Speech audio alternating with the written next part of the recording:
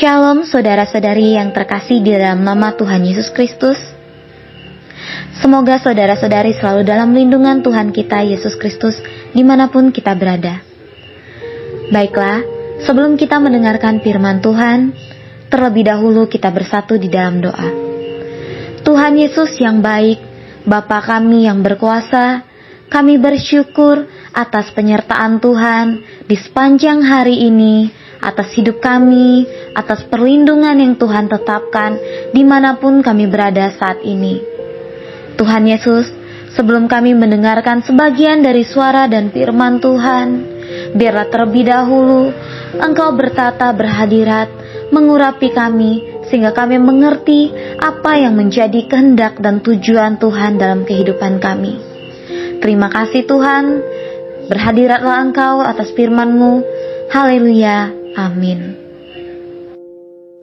Baiklah saudara-saudariku, firman Tuhan kali ini diambil dari kitab Matius ke-6 ayat yang ke-14 sampai ke-15. Mari kita persiapkan Alkitab kita dan kita baca bersama-sama.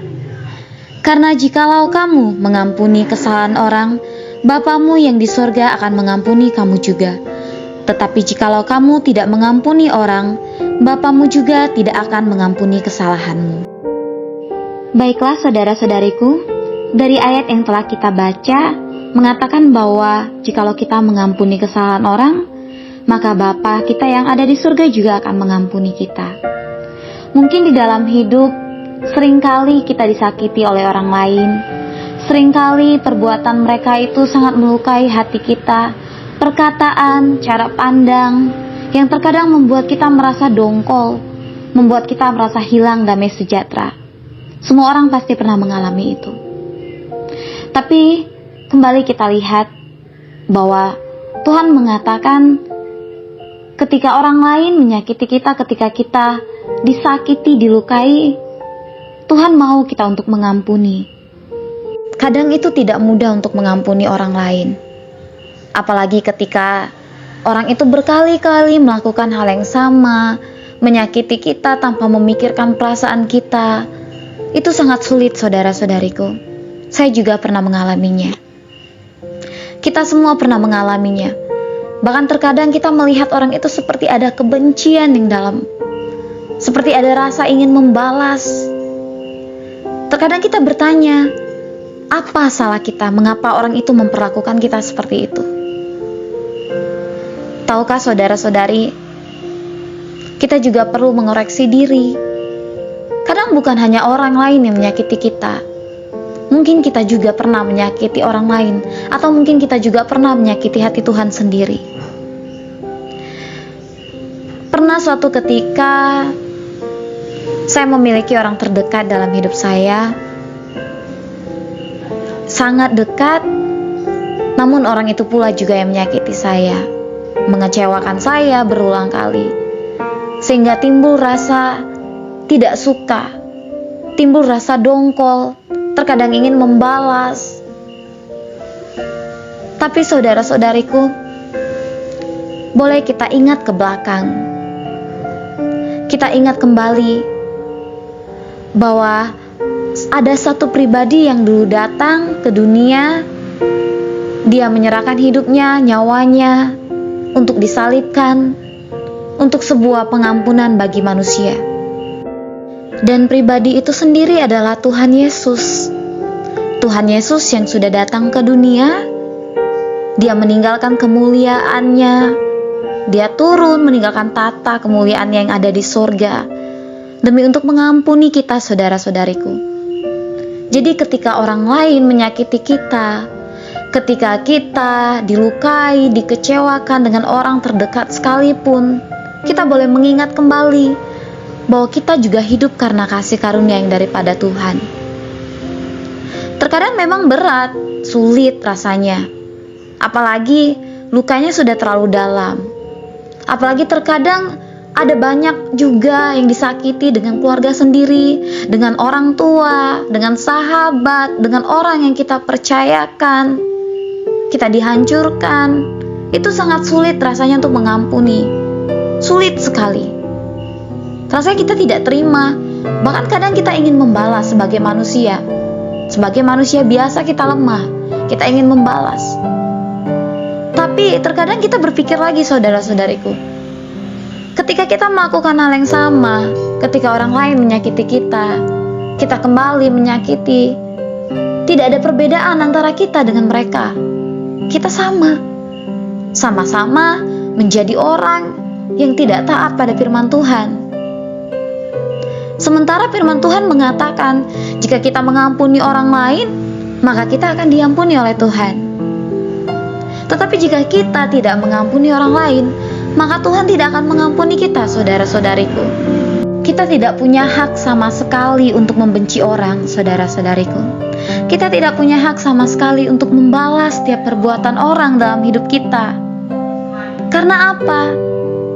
Kita sendiri hidup berdasarkan kasih karunia yang daripada Allah, bukan karena kehebatan kita, tapi karena kasih karunia daripada Allah. Dan kita tidak berhak membalas. Kenapa? Karena kita bukan seorang hakim yang pandai menghakimi orang lain, yang membalas perbuatan orang lain sesuai dengan perbuatannya. Itu bukan hak kita, tetapi itu haknya Tuhan. Jadi kita tidak boleh mengambil tugasnya Tuhan menjadi tugas kita. Itu tidak bisa, saudara-saudariku. Mengapa kita harus mengampuni? Terkadang mengampuni itu untuk kebaikan kita sendiri. Ketika orang lain melemparkan sesuatu kepada kita yang menyakiti hati kita pasti terluka. Tapi kita memilih untuk memendamnya, sehingga timbullah namanya akar kepahitan. Saudara-saudari tahu bahwa dari akar kepahitanlah timbul segala kejahatan. Ketika kita terus pahit dengan seorang, merasa pahit, maka kita akan menjadi dendam. Kita akan berpikir yang macam-macam yang bukan berasal dari Roh Kudus. Kita akan berpikir sesuatu kejahatan untuk orang itu. Mungkin kita akan membalas. Kita katakan, suatu saat aku akan membalas dia. Suatu saat aku juga akan seperti ini. Biar juga rasakan apa yang saya rasakan. Itulah, dari akar kepahitan itu timbul suatu kejahatan. Jadi kita harus menjaga hati kita dari segala kejahatan. Karena dari hati sendiri terpancar kehidupan, saudara-saudariku. Dan saudara-saudari tahu, ketika kita sudah menimbulkan kejahatan, kita membenci seseorang yang menyakiti kita atau orang terdekat yang menyakiti kita membawa diri kita ke dalam kegelapan. Meskipun kita berkata bahwa kita mengasihi Tuhan, kita berada di dalam terang, tetapi kita membenci saudara kita, membenci orang lain, itu kita tidak berada di dalam terang. Firman Tuhan mengatakan di dalam 1 Yohanes yang pertama ayat yang ke-9, barang siapa berkata bahwa ia berada di dalam terang, tetapi ia membenci saudaranya, ia berada di dalam kegelapan sampai sekarang. Jadi ketika kita mengaku kita berada dalam terang, saya ada di dalam terang, saya ada di dalam Tuhan, tapi kita membenci seseorang, kita membenci saudara kita tidak berada di dalam terang, tapi kita ada di dalam kegelapan. Dan di dalam kegelapan itu tidak ada Tuhan Yesus, karena Tuhan Yesus sendiri itu adalah terang. Tuhan Yesus itu adalah firman Allah yang menerangi. Ketika kita berada dalam kegelapan, tandanya firman Tuhan itu tidak ada dalam hidup kita. Karena kalau kita memiliki firman dalam hidup kita akan memilih mengampuni daripada membenci orang lain. Dan saudara-saudari tahu, ada banyak orang yang sakit secara jasmani, seperti kanker hati atau penyakit yang lainnya. Terkadang itu disebabkan oleh karena membenci orang lain. Saudara-saudari boleh mungkin cari di internet atau dimanapun. Faktanya seperti itu. Kebanyakan orang yang membenci orang lain kadang sakit secara jasmani. Jadi mengampuni itu adalah untuk kebaikan kita sendiri, saudara-saudariku. Mengapa kita harus mengampuni orang, saudara-saudariku? Karena kita terlebih dahulu diampuni oleh Bapa kita yang di sorga, dan kita hidup karena kasih karunia, bukan karena hasil jerih payah kita sendiri. Firman Tuhan mengatakan di dalam Efesus kedua ayat yang ke-8, sebab karena kasih karunia kamu diselamatkan oleh iman. Itu bukan hasil usahamu, tetapi pemberian Allah. Itu bukan hasil pekerjaanmu. Jangan ada orang yang memegahkan diri. Jadi di sini kenapa kita harus mengampuni orang? Karena kita sendiri hidup karena kasih karunia, saudara-saudariku. Kita tidak bisa masuk ke dalam kerajaan surga, kita menikmati kerajaan Allah karena kehebatan kita, karena perbuatan baik kita, karena kesucian kita. Kita tidak bisa, saudara-saudariku. Kalau bukan karena kemurahan Tuhan, kalau bukan karena karunia Tuhan yang Ia datang dari sorga, Dia meninggalkan kemuliaannya, disalibkan, hina, seorang raja yang menjadi seorang manusia yang hina, bahkan lebih hina daripada kita. Itu bukan karena menanggung dosanya, bukan karena kutukan, tetapi karena Dia menanggung dosa kita. Karena Dia mau mengampuni kita dengan darah yang mahal. Dia mau tebus kita dengan darahnya yang mulia, saudara-saudariku.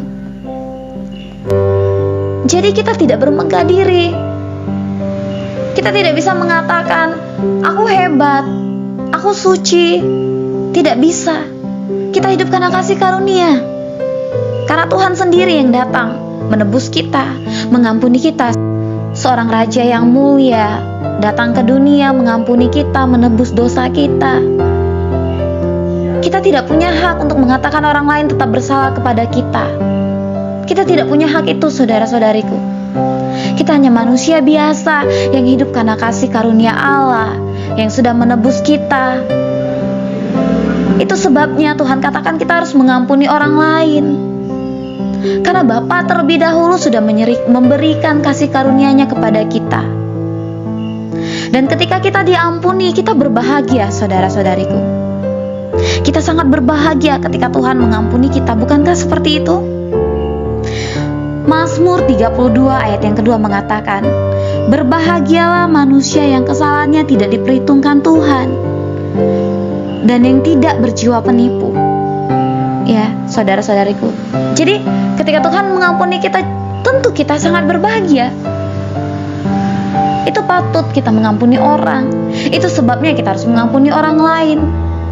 Kita tidak menipu diri kita, berjiwa penipu. Firman Tuhan katakan, kenapa berjiwa penipu? Tuhan mengampuni kita, tapi kita tidak mengampuni orang lain. Kita tidak mau melakukan perbuatan Tuhan. Itu kita disebut berjiwa penipu, saudara-saudariku. Tapi karena kasih karunia Tuhan, kita telah diampuni, dosa kita tidak diperhitungkan, maka kita juga harus mengampuni orang lain, saudara-saudariku, agar kita juga berbahagia dan orang lain juga menerima kebahagiaan, menerima berkat Tuhan. Ketika orang sudah menerima berkat dari kita, kebahagiaan, menerima pengampunan, dari situlah terpancar bahwa di dalam diri kita itu ada Yesus Kristus, bahwa di dalam hidup kita itu ada Yesus. Ya, saudara-saudariku, ketika kita mau jadi teladan, kita mau jadi terang buat orang lain, kita terlebih dahulu meletakkan Yesus itu dalam hidup kita. Dengan cara apa? Dengan cara kita mengampuni orang, dengan cara kita mengasihi musuh kita. Itu kita memancarkan kasih karunia Allah yang Allah sudah kasih ke kita dan kita pancarkan kepada orang lain.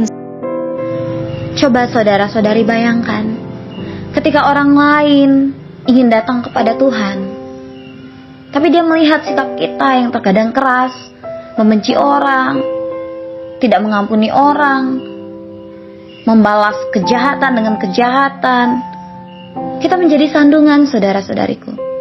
Dan orang itu tidak bisa melihat bagaimana pribadi Yesus. Orang itu tidak pernah tahu bahwa Yesus itu adalah kasih, kalau kita sendiri tidak menunjukkan kasih itu kepada orang lain. Jadi kita perlu memancarkan kasih Tuhan Yesus dengan cara kita mengampuni orang, dengan cara kita terus berbuat baik, dengan cara kita mengasihi musuh kita.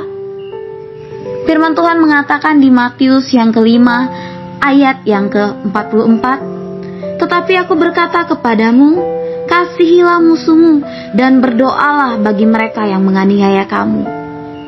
Karena Yesus itu sendiri adalah kasih. Tuhan kita itu sendiri adalah kasih. Tidak ada Tuhan yang rela datang menjadi manusia, menebus orang-orang, menebus jemaat, semua kita ditebus. Dia hina, dia diludahi, menjadi manusia yang hina hanya untuk menebus kita. Tidak ada, saudara-saudariku, hanya Tuhan Yesus sendiri. Karena Tuhan itu sendiri adalah kasih. Jadi ketika kita mau mengenalkan pribadi Yesus, kita mau memancarkan kasih Yesus kepada orang lain, kita taruh pribadi Tuhan Yesus itu dalam hidup kita. Dengan cara kita mengasihi. Memang sulit mengasihi orang. Kita mengasihi orang yang mengasihi kita itu mudah. Kita berbuat kebaikan bagi orang yang sudah memberikan kita kebaikan itu mudah, saudara-saudariku. Tapi hal yang sulit itu ketika kita harus mengasihi orang yang sudah berkali-kali menyakiti kita. Bahkan kita disuruh mendoakan musuh kita, mendoakan mereka yang menganiaya kita. Ya, saudara-saudariku, Tuhan perintahkan seperti itu. Tapi itulah kita yang hidup di dalam Yesus. Itulah kita pengikut Yesus, diajarkan untuk tetap mengampuni, mengasihi, mendoakan orang lain yang sudah menyakiti kita.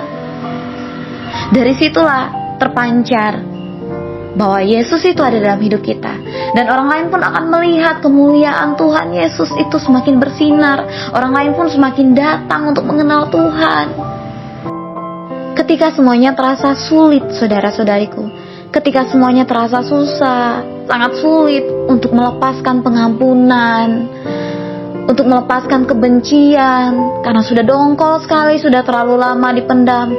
Coba saudara-saudari ingat, mengapa Tuhan Yesus datang menjadi manusia? Tuhan bisa saja datang di awan-awan dan mengatakan, sembahlah aku Tuhan. Tuhan bisa seperti itu, saudara-saudariku. Ya, mengapa Tuhan itu harus datang menjadi manusia? 100% dia menjadi manusia. Dia dilahirkan menjadi seorang bayi di palungan, lalu dia hidup seperti manusia, padahal dia Tuhan. Ya, mengapa, saudara-saudariku? Karena dia mau merasakan apa yang kita alami. Tuhan mau rasakan apa yang saudara-saudariku alami. Tuhan pernah ditinggalkan, murid-muridnya meninggalkan Ia. Ia pernah dikhianati oleh Yudas, saudara-saudariku. Dia pernah disangkal oleh Petrus. Ya, semua Tuhan sudah alami, patah hati, kecewa, dihina, diludahi, dicemooh oleh orang-orang yang tidak mengenal Dia. Tuhan sudah alami itu, tapi Tuhan memilih apa? Tuhan tetap melakukan kehendak Bapa yang di surga. Dia tetap disalibkan, Dia tetap menebus kita, Ia tetap mengampuni kita. Supaya apa? Ketika kita dikecewakan, ketika kita disakiti orang lain, kita mengatakan kepada Tuhan, Tuhan, aku seperti ini Tuhan, aku sedih, aku sakit hati dengan orang ini. Tuhan udah katakan terlebih dahulu kepada kita, aku sudah mengalaminya, nak. Aku sudah mengalami hal itu. Lakukan apa yang aku lakukan, yaitu ampuni mereka. Waktu Tuhan mau disalib, sebelum Ia menyerahkan nyawanya kepada Bapa, Tuhan mengatakan seperti ini, Tuhan, ampunilah mereka, karena mereka tidak tahu apa yang mereka perbuat. Jadi Tuhan itu menjadi manusia, Dia punya tujuan. Karena ketika kita mengalami hal yang sama, Tuhan akan katakan kepada kita, lakukan apa yang Tuhan sudah lakukan. Dan itu artinya, mengapa kita harus mengampuni? Karena kita harus menjadi teladan. Sebagaimana Tuhan Yesus sudah memberikan teladan atas hidup kita, saudara-saudariku. Kita menjadi teladan, kita meniru apa yang Bapa lakukan. Ketika Bapa mengatakan di dalam Lukas yang ke-23 ayat yang 34, ya Bapa, ampunilah mereka, sebab mereka tidak tahu apa yang mereka perbuat. Kita juga melakukan itu kepada orang yang menyakiti kita. Percayalah, berkat Tuhan itu menyertai kita. Tuhan akan senang, kita menyenangkan hati Tuhan dengan cara kita mengampuni orang, dengan cara kita mendoakan musuh kita. kita melakukan apa yang Bapa lakukan. Dan orang lain akan merasa bahwa oh, di dalam kita itu ada Tuhan Yesus. Oh, di dalam Dia itu ada pribadi Allah. Sehingga orang juga meniru teladan kita. Sehingga kita juga menjadi terang, menjadi garam di antara orang-orang. Sehingga nama Tuhan itu dipermuliakan. Dan yang terakhir, saudara-saudariku, mengapa kita harus mengampuni orang? Agar kita juga diampuni. Seperti firman kita yang pertama tadi, kalau kita mengampuni orang, maka Tuhan akan mengampuni kita. Kalau kita tidak mengampuni orang, maka Tuhan tidak akan mengampuni kita.